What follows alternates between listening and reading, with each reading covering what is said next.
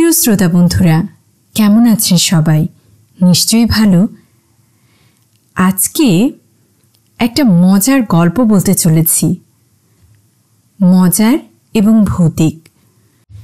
মজার বলছি কেন, তার কারণটা এখনই ব্যাখ্যা করছি। ধরুন, আপনাদের মধ্যে যে কেউ রাতে কাজ করেন, হয় শপিং মলে, না হলে রাস্তা পাহারায় বা যে কোনো কোথাও।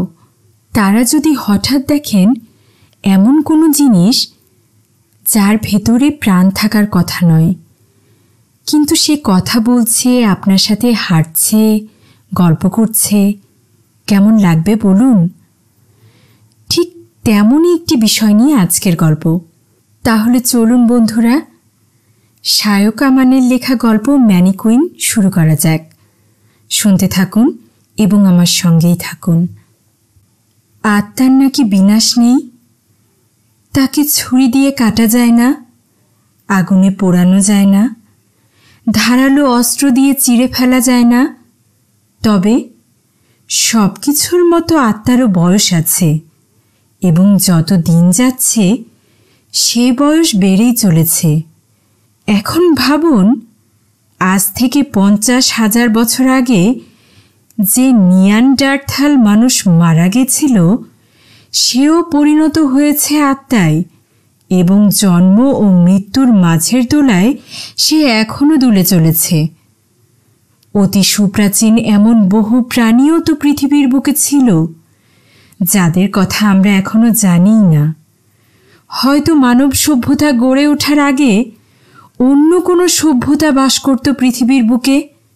কয়েক হাজার বছর পার করেও এখনও সেই প্রাণীদের আত্মা কিছু হয়তো খুঁজে চলেছে। তবে শপিং মলের নাইট গার্ড বিনুর এইসব নিয়ে মাথা ব্যথা নেই। আচ্ছা, একটা খসখস আওয়াজ কি শুনতে পাচ্ছেন? জামা কাপড়ের আলমারির মাঝে কিছু যেন নড়ে উঠছে। চলুন তো দেখি কি আছে ওখানে। তবে যাওয়ার আগে আরেকটা কথা শুনে যান। বেশ কিছুদিন আগে একটা হিন্দি সিনেমার গান শুনেছিলাম। তাতে একটা মেয়ে বলছে যে যতক্ষণ না তার নিঃশ্বাসের সাথে তার প্রেমিকের নিঃশ্বাস মিলে গেছে, ততক্ষণ সে নাকি নিঃশ্বাস নিতে পারেনি। আপনি যদি তলিয়ে ভেবে দেখেন, তাহলে একটা সহজ প্রশ্ন সামনে আসবে এবং আতঙ্কে আপনার প্রাণ ওষ্ঠাগত হবে। তার মানে কি? প্রেমিকের সাথে দেখা হওয়ার আগে অবধি মেয়েটি নিঃশ্বাস ছাড়াই বেঁচেছিল?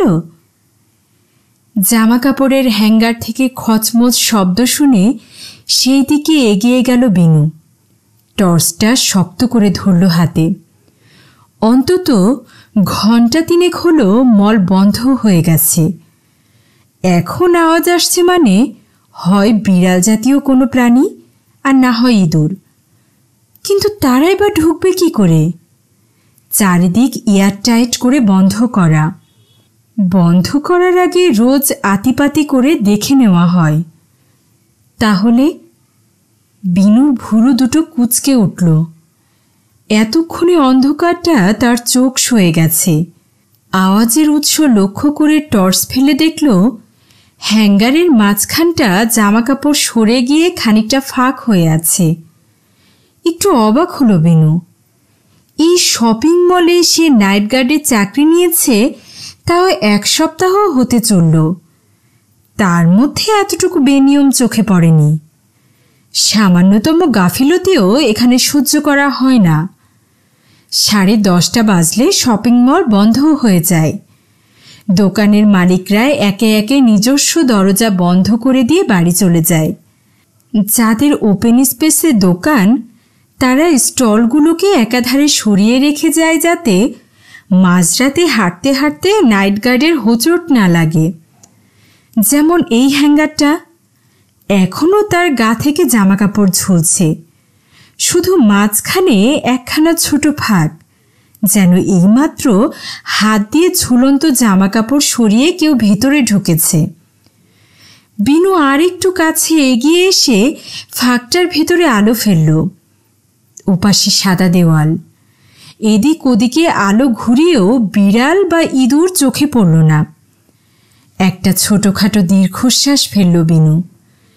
তাহলে এমনি হয়তো কাপড়গুলোর মাঝে ফাঁক হয়েছিল। আওয়াজটা আসছিল অন্য কোথাও থেকে, এখন আর সেটা আসছে না। টর্চ নিভিয়ে ফিরে আসতে গিয়েও বিনু থমকে গেল। আওয়াজটা আবার শুরু হয়েছে। এবার খানিকটা জেদ চেপে গেল বিনুর মাথায়। এগিয়ে এসে এক টানে জামা কাপড়গুলো একদিকে সরিয়ে দিল সে। হাতের টর্চটা জ্বালতেই এক মুহূর্তের জন্য তার শরীরটা কেঁপে উঠে দুপা পিছিয়ে এলো। অস্পষ্ট কয়েকটা শব্দ বেরিয়ে এলো মুখ থেকে। টর্চের হলদে আলো এসে পড়েছে একটা মুখের উপরে। মানুষের মুখ, তবে একবার দেখেই বোঝা যায় কোনো জীবিত প্রাণীর মুখ নয় সেটা। মসৃণ মকমলের মতো ফ্যাকাশে চামড়া, মুখের বেশিরভাগটা চুল দিয়ে ঢাকা, বাকি অংশটা একটা হাত দিয়ে আড়াল করে আছে সে। চামড়াটা দেখে মনে হয় যেন মানুষের গায়ের ওপরে শিরিষ কাগজ দিয়ে ঘষে চকচকে মসৃণ করে দিয়েছে কেউ। টর্চের আলোতে একবার যেন কেঁপে উঠল শরীরটা। স্কার্টের নিচ থেকে বেরিয়ে থাকা পা দুটো চোখে পড়ল বিনুর, ঠিক যেন প্লাস্টিকের রক্ত মাংসহীন পা। এই প্রাণীটা মানুষের মতো দেখতে হলেও ঠিক যেন মানুষ না। পালাতে গিয়েও থমকে দাঁড়িয়ে পড়ল বিনু। না, যেভাবে প্রাণীটা মুখ আড়াল করে আছে তাতে ভয়ানক কিছু করতে চলেছে বা করতে পারে বলে মনে হয় না। আস্তে আস্তে উঠে দাঁড়ালো বিনু। তারপর গলায় জোর এনে জিজ্ঞেস করল, কে কে তুই? প্রাণীটা কিন্তু মুখের উপর থেকে হাত সরালো না। হাতের আঙ্গুলগুলোর উপরে আলো এসে পড়েছে। তাতে স্পষ্ট বোঝা যাচ্ছে আঙুলগুলো প্লাস্টিকের, ঠিক জামা কাপড়ের দোকানের বাইরে দাঁড়িয়ে থাকা ম্যানিকুইনের মতো। আমাকে একটু সাহায্য করবেন প্লিজ, খুব অসুবিধায় পড়েছি। এতক্ষণে বিনুর ভয় কেটে গেছে। মানুষকে সে ভয় পায় না, কিন্তু এই মহিলার গা হাত পা এমন প্লাস্টিকের মতো কেন? কোনো রোগ হয়েছে নাকি? যাই হোক, সে ভয় ঝেড়ে ফেলে বলে, সাহায্য পরের কথা, আগে বলো তুমি কে? আলোটা নেভা না গিয়ে, না হলে ভয় লাগবে। কেন, চোখের রোগ আছে নাকি? আমার ভয়ের কথা বলিনি, আপনার ভয় লাগবে। কেন ভয় লাগবে কেন? আসলে আমার চোখের মণি দুটো এখনো লাগানো হয়নি তো। কথাটা কানে যেতেই বিনুর একটু আগের ভয়টা আবার ফিরে এলো। চোখ লাগানো হয়নি মানে চোখ দুটো খোলা আছে? এটা মানুষ নাকি রোবট? মলের ভেতরে রোবটের ফ্যাক্টরি আছে বলে তো জানা নেই। লাগানো হয়নি মানে কি? এবারে একটু একটু করে উঠে দাঁড়ায় মানুষটা, বা উঠে দাঁড়ানোর চেষ্টা করে। বিনু চোখ পড়ে তার হাঁটুর নিচটায়। সেখানে অনেকটা কাটা, অথচ রক্ত পড়ছে না, যেন কোথাও ঘষা লেগে খানিকটা চিরে গেছে। অবাক হয়ে বিনু দেখে প্রাণীটা ঠিক মানুষ নয়, বরঞ্চ একটু আগে যেটা মনে হয়েছিল সেটাই ঠিক। জামা কাপড়ের দোকানের সামনে দাঁড়িয়ে থাকা একটা ম্যানিকুইন। কিন্তু সে মানুষের মতো কথা বলছে কি করে? একটু একটু করে উঠে দাঁড়ায় সে। মুখের সামনে থেকে হাত দুটো সরিয়ে নিতেই বিনুর বুকটা একবারের জন্য কেঁপে ওঠে। বড় দুটো কোটরের মাঝে চোখ দুটো সত্যিই নেই। মাথা নামিয়ে নেয় মেয়েটা। তারপর আগের মতোই নিচু গলায় বলে, আমার পাটা চিরে গেছে, সেলাই না করলে কাঁটাটা আরও বেড়ে যাবে। কথাটা কানে যেতে সম্বিত ফেরে বিনুর। সে টর্চের আলোটা পায়ের ওপরে নামিয়ে নিয়ে আরেকবার ভালো করে দেখে নিয়ে বলে, কিন্তু কিন্তু তুমি কথা বলছো কি করে? ধীরে ধীরে মাথা নাড়ায় মেয়েটা। তার অন্ধকার অক্ষিগুলোকেও কিছু একটা অভিব্যক্তি খেলে যায়। সেটাই তো বুঝতে পারছি না। বিনু অনেককাল আগে টিভিতে একটা অনুষ্ঠান দেখেছিল, তাতেও একটা ম্যানিকুইন জীবন্ত হয়ে উঠেছিল। এই ঘটনাটাও অনেকটা সেই রকম। চোখের সামনে না দেখলে হয়তো বিশ্বাসই করতো না। একবার তার মনে হলো ঘুমিয়ে ঘুমিয়ে হয়তো স্বপ্ন দেখছে, কিন্তু স্বপ্নের মধ্যে তো একবারও মনে হয় না যে সে স্বপ্ন দেখছে। যেহেতু সেটা মনে হচ্ছে, তাই নিশ্চিতভাবে বলা যায় এটা স্বপ্ন নয়। মেয়েটার উপর থেকে নিচ অবধি একবার ভালো করে দেখে নিয়ে বিনু বলল, তা দিনের বেলায় থাকো কোথায়? বেসমেন্টে।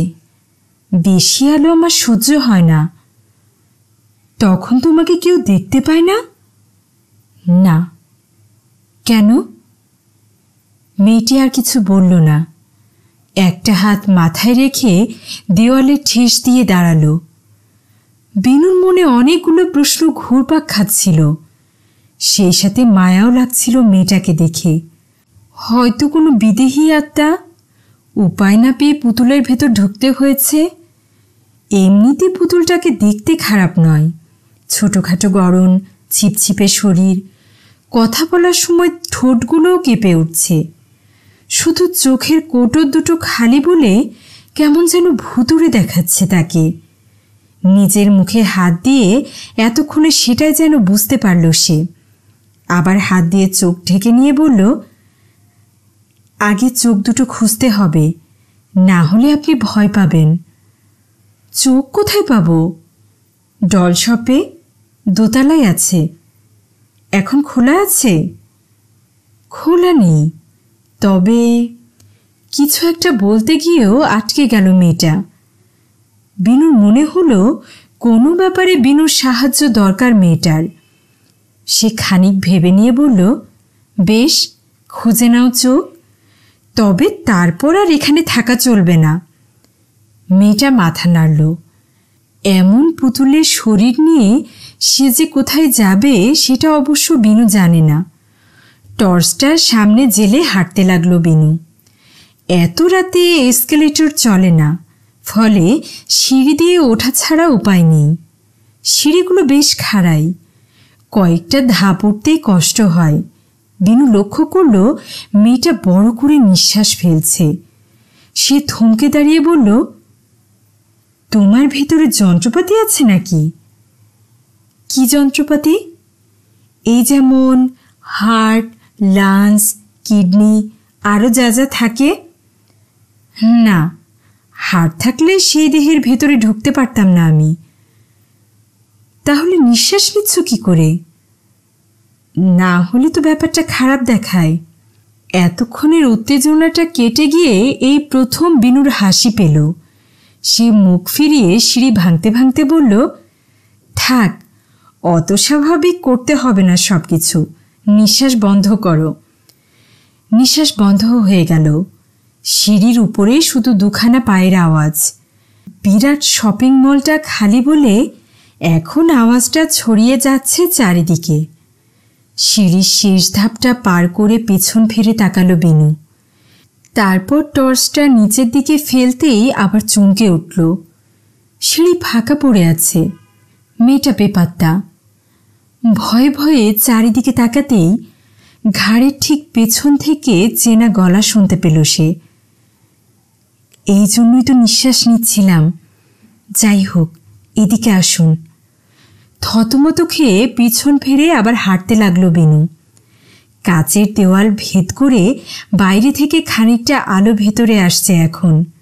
সেই আলোয় মেয়েটার চেহারার আউটলাইন ভালো মতো চোখে পড়ছে। তার চেহারাটা ছোটোখাটো হলেও বেশ বড় বড় পা ফেলে হাঁটে, ফলে হাত দুখানাও একটু বেশি নড়াচড়া করে।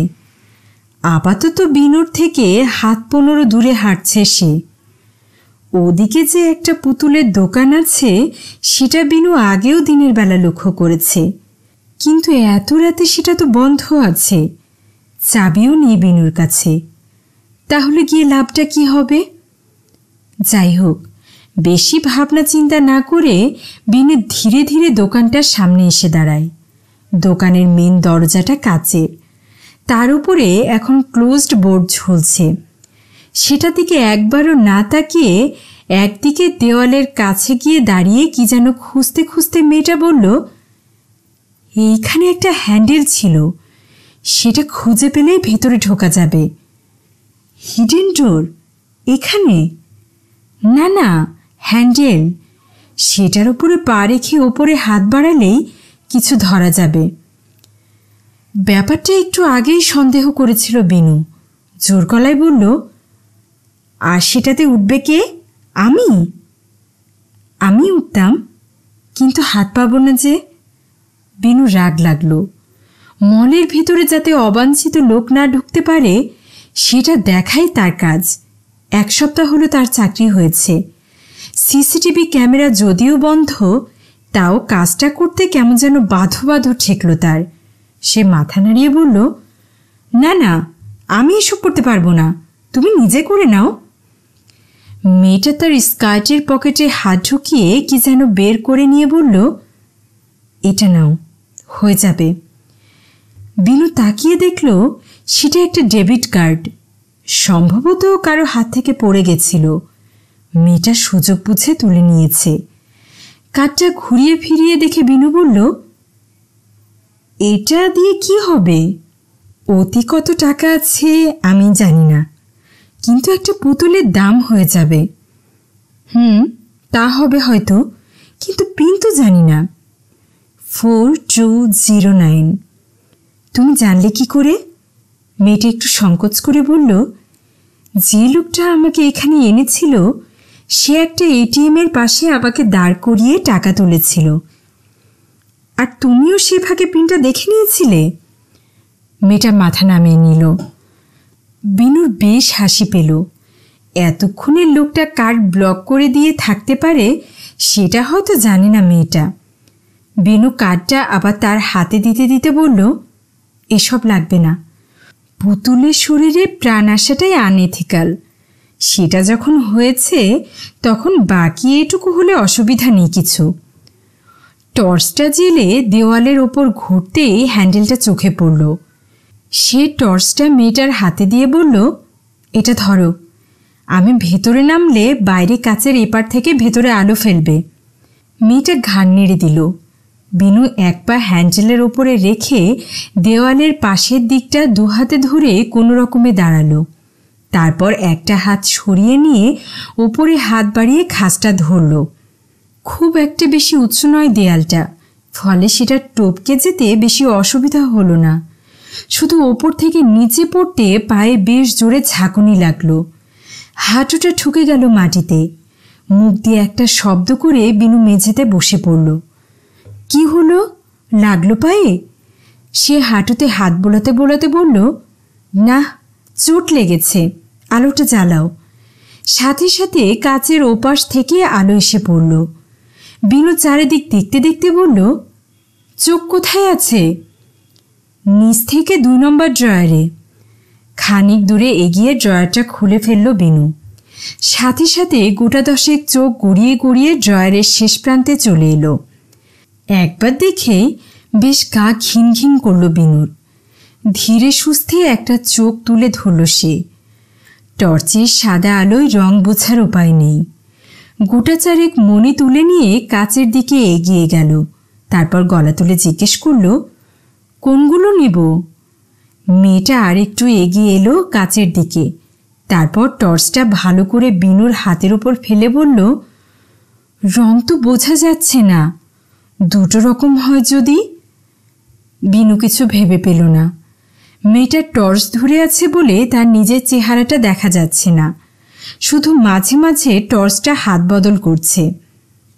ওপরের ড্রয়ারে হ্যান্ড এলইডি আছে, রং বোঝা যাবে, নিয়ে শুনে একটু। বিনু আর বাক্য ব্যয় না করে তড়িঘড়ি উপরের ড্রয়ারটা খুলে বের করে আনলো এলইডিটা। তারপর আবার ফিরে এলো কাচের কাছে। এতক্ষণে টর্চের আলো নিভে গেছে। নিজের হাতের আলোটা জ্বালতেই আবার মেয়েটাকে দেখতে পেল বিনু। মাথা নিচু করে চোখ ঢেকে দাঁড়িয়ে আছে সে। বিনু বলল, এইখানে তো নানা রকম সাইজ আছে, কোন সাইজটা তোমার চোখে বসবে জানো? মেয়েটা মাথা নামিয়ে রেখেই নাড়ল মাথাটা।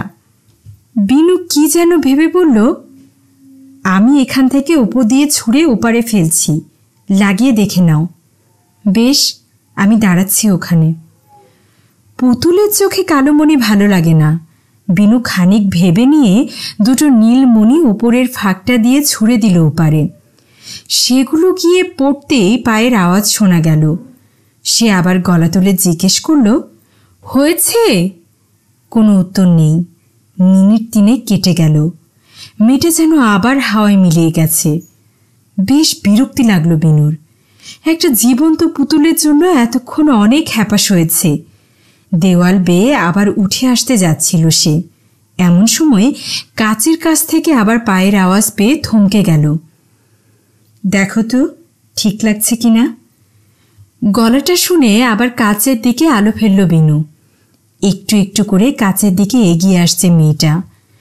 তার চোখের অন্ধকার কোটর দুটো জায়গায় এখন ঝলমল করছে দুটো উজ্জ্বল ঘন নীল চোখ। চোখের ঠিক ওপরেই হাতে আঁকা ছবির মতো টানা টানা চোখের পাতা। মসৃণ মুখটা সাদা আলোয় চকচক করে উঠছে। দুজনেই একটু একটু করে কাচের দুই প্রান্তে এসে দাঁড়ালো। নিষ্প্রাণ দুটো চোখের মনি, অথচ কি অস্থির প্রাণের স্পন্দন ছড়িয়ে পড়েছে সেখান থেকে। বিনু অবাক হয়ে তাকিয়ে রইল সেদিকে। তার একটা হাতে এলইডিটা ধরা আছে, অন্য হাতটা কাচের ওপরে। ঠিক লাগছে এখন? একদম পারফেক্ট। কয়েক সেকেন্ড পরে আলোটা নিভিয়ে দিল বিনু। তারপর সেটা হাতে নিয়ে উপরের ফাঁক দিয়ে লাফিয়ে বেরিয়ে এলো বাইরে। মেয়েটা কাচের ওপরেই পিঠ দিয়ে দাঁড়িয়েছিল। চোখ লাগানোর পরেও হয়তো মাথা তুলে তাকাতে সংকোচ হচ্ছিল তার। বিনু সেদিকে এগিয়ে এসে বলল, এবার নেক্সট টার্গেট কি? ওই যে বললাম পাটা সেলাই করব। ও হ্যাঁ, তা সেটার জন্য কোথায় উঠতে হবে? উঠতে হবে না, একটু পেরে দিতে হবে। বিনু এতক্ষণে বুঝতে পেরেছে যে মেয়েটা বেশি কথা বলে না, বা সে পুতুল বলে সংকোচে বেশি মুখ খুলতে চায় না। খুব ছোটবেলায় চাইল্ডস প্লে দেখেছিল বিনু। তাতে একটা খেলনা পুতুল ছুরি দিয়ে মানুষ খুন করত। এখনই লাজুক পুতুল বেশ অবাক করছে তাকে। মেয়েটা আবার হাঁটতে শুরু করেছে। বিনু তার পিছু নিল। এবার কিন্তু আর বড় বড় পা ফেলছে না মেয়েটা। মনে হলো এতক্ষণ চোখ ছিল না বলে অস্বস্তিটাই তাকে তাড়াতাড়ি পা ফেলতে বাধ্য করেছিল। এতক্ষণে হয়তো পায়ের কাঁটাটা বেশ খানিকটা বেড়ে গেছে তার। কি করে যে কাটলো সেটাই প্রশ্ন। তার থেকেও বড় কথা, পুতুলের ভেতরে প্রাণ এলো কি করে? এমব্রয়ডারির জায়গাটা অনেকটা খোলামেলা। দিনের বেলায় এখানটায় জামা কাপড় সেলাইয়ের কাজ চলে। অনেকে কেনা জামা কাপড় ছোট করাতে আসে, কেউ জিন্সের তলা কাটাতে আসে। দুদিকে দেওয়াল, একদিকটায় স্লাইডিং জানলা করা আছে। এখন জানলাটা একদিকে সরানো, ফলে বাইরে থেকে বেশ ঝরঝর করে হাওয়া আসছে। সেখানটা এসে দাঁড়ালো বেনু। হাতের আলোটার এই মুহূর্তে আর দরকার হচ্ছে না। বাইরে থেকে এক ফালি চাঁদের আলো এসে পড়েছে মেঝেতে। পেছন থেকে আবার পায়ের শব্দ পেয়ে বিনু বলল, আচ্ছা, প্রথম কি স্মৃতি মনে পড়েছে তোমার? কিসের স্মৃতি? মানে ধরো চোখ খোলার পরে প্রথম কি দেখেছিলে? মেয়েটা কিছু যেন মনে করার চেষ্টা করতে করতে বলল, প্রথমে সব অন্ধকার। মনে হলো একটা বাক্সের ভেতরে শুয়ে আছি। তার আগের কিছু মনে নেই? না। বেশ, তারপর? তারপর মনে হলো একটু একটু নড়ছে বাক্সটা। চারপাশে কেউ কথা বলছে। কথাগুলো বুঝতে পারলাম আমি। তারপর বাক্সের ঢাকনাটা খুলে গেল। একটা লম্বা লোক আমাকে কাঁধে করে এনে একটা দোকানের সামনে বসিয়ে দিয়ে গেল। তারপর থেকে এখানেই আছো? একটু এগিয়ে জানলার আরেক প্রান্তে এসে দাঁড়ালো মেয়েটা। বাইরে রূপালি আলোয় ভরা ঘরবাড়িগুলোর দিকে তাকিয়ে বলল, তোমার বাড়ি কোথায়? বিনু হাসল। বাড়িটা সত্যি এখান থেকে দেখা যায় বটে। এই শপিং মলের চারপাশে এখনও দোতলার বেশি বাড়ি ওঠেনি, ফলে অনেকটা দূর অবধি দেখা যায়। ভালো করে খানিকক্ষণ দেখে নিয়ে একটা বিশেষ দিকে আঙুল তুলে দেখিয়ে বিনু বলল, ওই যে দোতলার ঘরে আলো জ্বলছে, ওখানেই আমি থাকি। মেয়েটা সেদিকে তাকিয়ে ভালো করে দেখতে দেখতে বলল, আলো জ্বলছে কেন? কুচির পরীক্ষা, তাই রাত জেগে পড়াশোনা করছে। কুচি কি? আমার বোন। মা বাবা নেই আমাদের, বাড়িটা ভাড়ার। জানলা থেকে মুখ ফিরিয়ে নিল মেয়েটা, তারপর চোখ তুলে তাকালো বিনুর দিকে। তার চকচকে চামড়ায় এখন রূপালি আলো এসে পড়েছে। নীলচে চোখের মণি দুটো টলটল করে কেঁপে উঠছে বারবার। এখানে সারা রাত একা একা কি করো? ডায়েরি লিখি। কি লেখো ডায়েরিতে? এই রোজকার কথা, হাবিজাবি সারাদিন যা ঘটে। আজকের কথা লিখবে? বিনু আর কিছু উত্তর দিল না। মুখটা ঘুরিয়ে নিয়ে বলল, সুতো হয়তো টেবিলে পাওয়া যাবে। আর সুচ? টেবিলের দিকে বেশ খানিকটা সরে এলো সে। ডায়েরিটা দেবে আমাকে? ডায়েরি? অবাক হয়ে গেল বিনু। ডায়েরি দিয়ে কি হবে? রাতের দিকটা একটু আলো পেলে পড়ব, অন্য কাজ তো নেই। বিনু একটু হেসে বলল, আমার টেবিলে আছে, ফেরার সময় দিয়ে দেব। মেয়েটা জানলা ছেড়ে এগিয়ে এসে ঘরের ভেতরের দিকে খানিকটা হেঁটে গিয়ে বলল, সরু সুচ দিয়ে হবে না, মোটা সুচ ওই ওপরে রাখা আছে। বিনু তাকিয়ে দেখল আলমারিটা ফুট 6 বেশি লম্বা হবে না।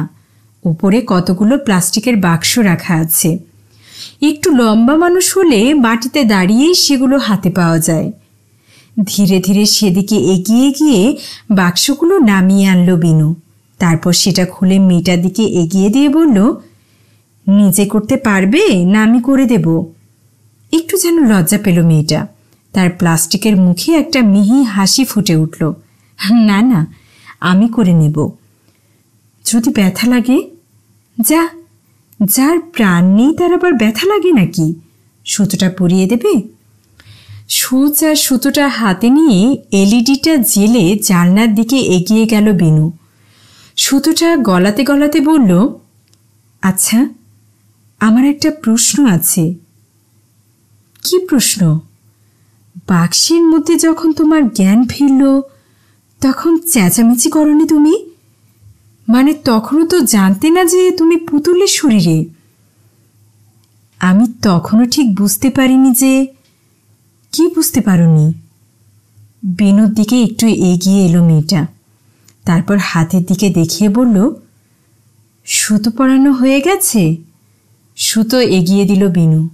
বলল, তোমার যা করার করে নিয়ে এখান থেকে চলে যাও, আর যেন এখানে না দেখি। কথাটা বলে বিনু হেঁটে বেরিয়ে আসতে যাচ্ছিল। মেয়েটা তাকে থামিয়ে দিল। আরে চলে যাচ্ছ যে? তুমি না থাকলে হয় নাকি? বিনু একটু অবাক হয়ে যায়। কেন? এই তো তুমি বললে তুমি নিজের সেলাই করে নেবে।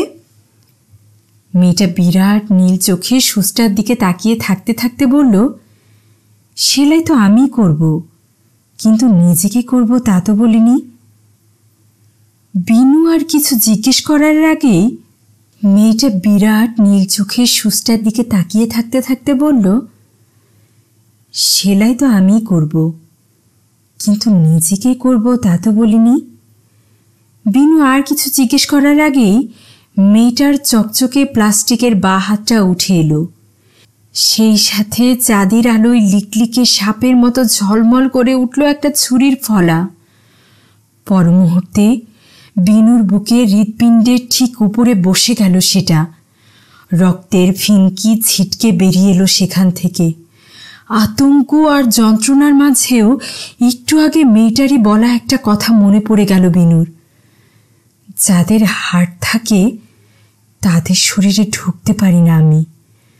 খানিক পরে বিনুর রক্তাক্ত নিথর শরীরটা মাটির উপরে পড়ে যেতে একটু একটু করে সেদিকে এগিয়ে গেল মেয়েটা।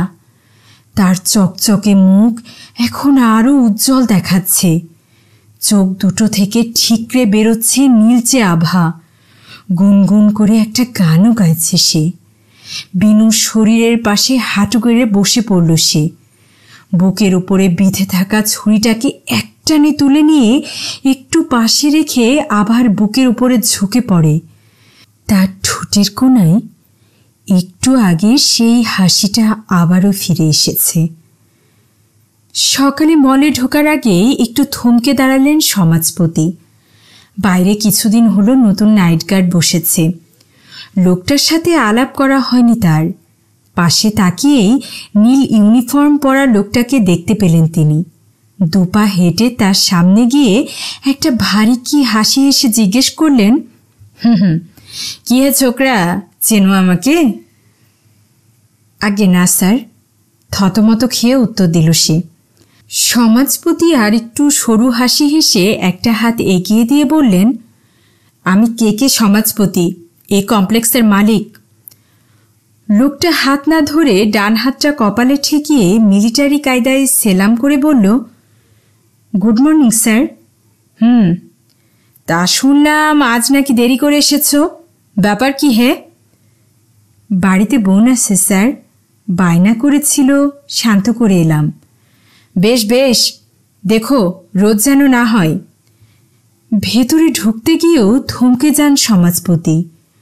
লোকটার দিকে মুখ ঘুরিয়ে বলেন, আর আমাকে অত ভয় পাওয়ার কিছু নেই।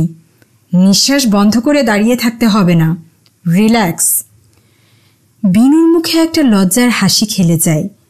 জিভ কেটে বড় একটা শ্বাস নিয়ে সে বলে, হে হে, একদম ভুলে গেছিলাম স্যার। নিঃশ্বাস নিতে ভুলে যায়? এ আবার কে রে বাবা? সমাজপতি আর কথা না বাড়িয়ে ভিতরে ঢুকে যান। বিনু অল্প হেসে আবার সোজা হয়ে দাঁড়ায়। একটু একটু করে ভিড় বাড়ছে শপিং মলে। প্রত্যেকটা মানুষকে ভালো করে দেখতে থাকে সে। আপনারা শুনছিলেন গল্প ম্যানিকুইন, শুধুমাত্র গল্পমালা বাই লিজা অডিও বুক চ্যানেলে। গল্পটি আশা করি আপনাদের ভালো লেগেছে। আমার পড়া গল্প যদি আপনাদের পছন্দ হয়ে থাকে তাহলে লাইক, কমেন্ট এবং সাবস্ক্রাইব করতে ভুলবেন না যেন।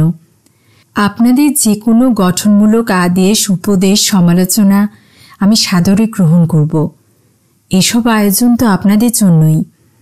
আপনারা আমার পাশে থাকুন, আমার এই ছোট্ট স্বপ্নকে এগিয়ে নিয়ে যেতে সাহায্য করুন। আপনারা নিজে গল্প শুনুন এবং এই সুস্থ বিনোদনকে ছড়িয়ে দিন। সবাই ভালো থাকুন, সুস্থ থাকুন, নিরাপদে থাকুন, আর আমার জন্য অবশ্যই দোয়া করবেন। আল্লাহ হাফেজ।